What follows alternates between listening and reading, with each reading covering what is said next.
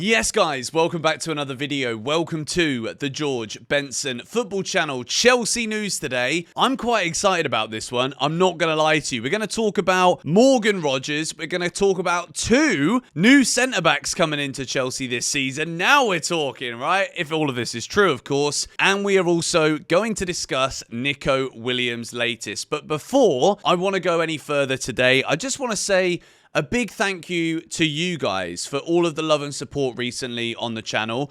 I think I've been working harder than ever before to make sure that I'm uploading every single day, not just on this channel, but also on More GBFC, which is linked down below. I've been uploading every day, and to see the extra effort I'm putting in, but to see you guys just lapping it up on the videos with the comments and stuff and the likes on streams as well, I'm really grateful for it. I've never enjoyed, even though I don't necessarily enjoy Chelsea as much right now because of off-the-field stuff, but like, I am loving making content at least. So I just wanted to say a big shout out to you lot. But let's get into the news today. Thank you. Chelsea want to make Morgan Rogers one of their signings this summer. Aston Villa don't want to sell, but there is a widespread belief in football circles that PSR will force clubs to sell. First things first, okay? I know what you're saying. Well, we got Cole Palmer there, and we don't like Rodgers because it's Palmer's celebration. I don't give a bloody Scooby-Doo what his celebration is, all right? If he wants to be cold like Cole, then let him be. I cringe. I can't do it. But Morgan Rogers, okay? Outside of Chelsea, Morgan Rogers is one of my favourite Premier League players. I think the way that he's burst on the scene this season has been pretty remarkable. This is his statistics. 33 games played, 2.8 thousand minutes, 8 goals, 8 assists, outperforming his XG and expected assist, 95 shot creating actions and 13 goal creating actions in the Premier League, 6 goal involvements in the Champions League as well. And this is Morgan Rogers' first season at this level. So it's been a fantastic season for him. I've been working on like a Premier League team of the season and underrated team of the season video for More GBFC. And I looked at Morgan Rogers and I'm like, this guy could actually get into the main team. He's been absolutely brilliant. Now, I'm not here today to tell you that Morgan Rogers is better than this bloke, all right? Because as much as Cole Palmer right now isn't in the form of his life, this season, they've basically played the same amount of games, but Cole Palmer has 14 goals, 8 assists, again, this time underperforming his XG, 180 shot creating actions compared to 14 goal creating actions. And if we compare the two players, you can see here, a lot of these numbers are very, very close. Only 6 goal contributions between them. This is also very interesting. Progressive carries is very close. Progressive passes, Cole Palmer is getting the ball into the final third from deeper positions a lot more. And progressive passes received, Morgan Rogers has been receiving the ball in more advanced areas more so than Cole Palmer this season. The reason for that is a tactical thing.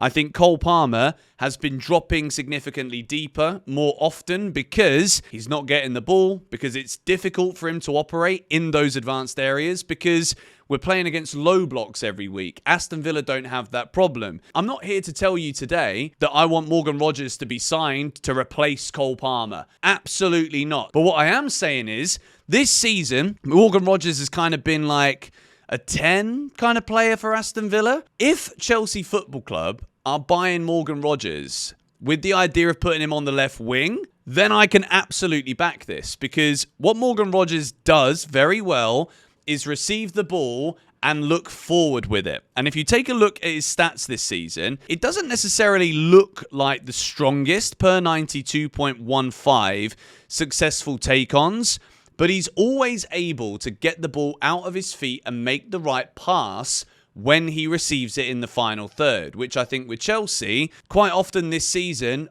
we've had a lot of players in the final third like doing what my eyes are doing right now. Little bit void of ideas, not sure where to pass the ball. In terms of, I like this player, so I've kind of got a bias here because he is one of my favourite players in the league outside of Chelsea, for goodness sake. But if he's being brought in to be as a number 10, I just hope this isn't going to be, if this is even true, right? I hope this isn't at the detriment to signing a top elite striker, because Morgan Rogers isn't that, and I don't think he's better than Cole Palmer yet, although he's been brilliant this season. So, yes, if Nkunku goes, Felix goes, we're going to need some support in that 10 position, but we've got Esteval coming. So the only way that I see Morgan Rodgers at Chelsea next season is if he's willing to be a left winger. And is that actually going to be something that works? I'm not entirely sure. I think he can do it. And if we bring Morgan Rodgers' stats up again, right? The man is only flipping 22 years old, okay? He's on 75 grand a week at Aston Villa right now. But this first season in the Premier League and the goals and assists that he had, big moments in the Champions League too. We're talking about a player here that I genuinely think is only going to get better. When you look statistically at this, it doesn't necessarily tell the whole story. The eye test when it comes to Morgan Rodgers, I see a player, if you look at his recent form as well, right? If you look here, let me just drag this over for you guys. This is progressive carries when he's getting the ball and driving forward. This is the last 5 matches. 4 against Newcastle, 3 against Southampton, 3 against Nottingham Forest. This is a guy that is always on the front foot. And I love that in a footballer. Will Chelsea actually sign him this summer? Last summer, we saw us buy Amari Kellerman from Aston Villa for PSR reasons. A lot of people could also argue Kiernan Dewsbury-Hall may have been a PSR signing as well from Leicester.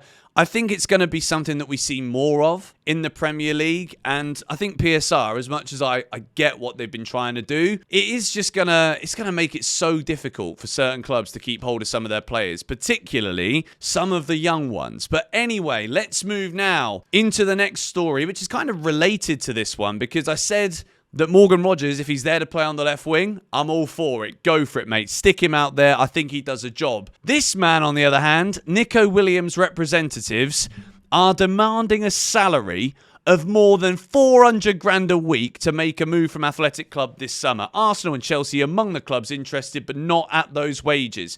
Now, first things first, okay? I spoke about Victor Osimhen again yesterday.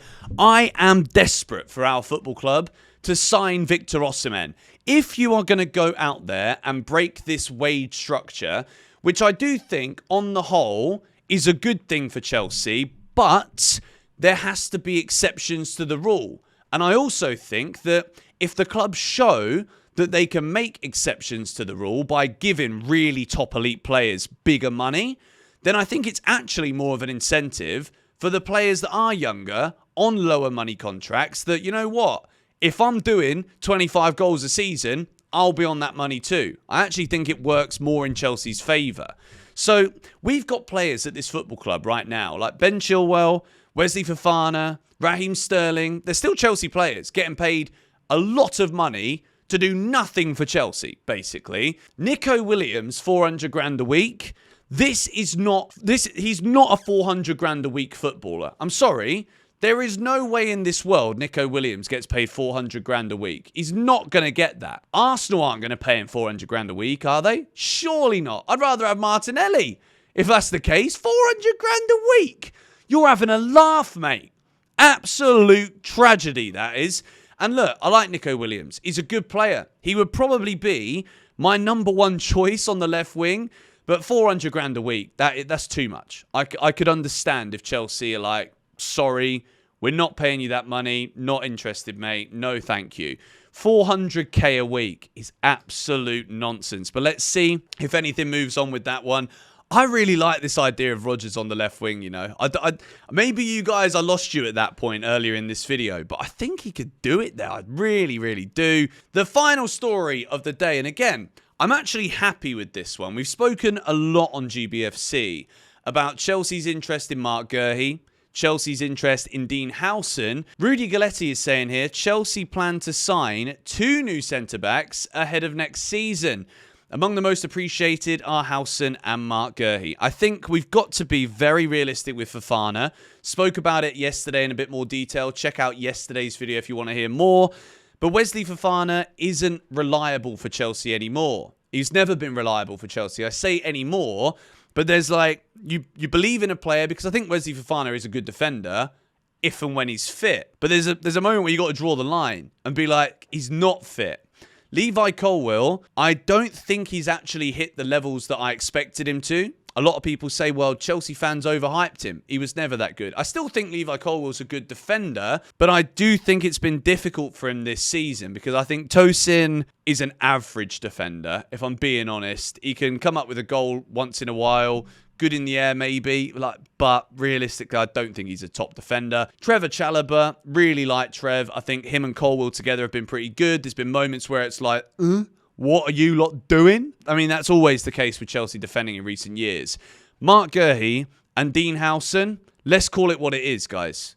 I think these are two better centre-backs than what we've got at the club right now. And if Chelsea is serious and we want to build on this season, Champions League, if we get it, don't think we're going to get top players if we don't get Champions League, if I'm being real. But if we do want to build, we need to be improving. Victor Osimhen, get me the bloke. I'm going to say it in every video, I think. Genuinely, I'm obsessed with the guy because I just want him at Chelsea. I do. Make sure you subscribe to More GBFC, the official second channel where I talk about other clubs, not just Chelsea. I upload there every single day as well. And like I said, to reiterate my point at the beginning of this video, even though I'm not fully happy with Chelsea Football Club as a whole, I think the owners and the way that so many things this season have just dogged me off to like almost breakable points when it comes to, I still obviously support Chelsea to death. I want the best for us. Of course I do. But sometimes I just find it really draining. But I've been trying my best to just like dig deep and make the best videos I can for you lot every day. To see it being like reciprocated with the comments and likes and stuff has just been a great feeling. So thank you for that. I'll see you guys in the next one.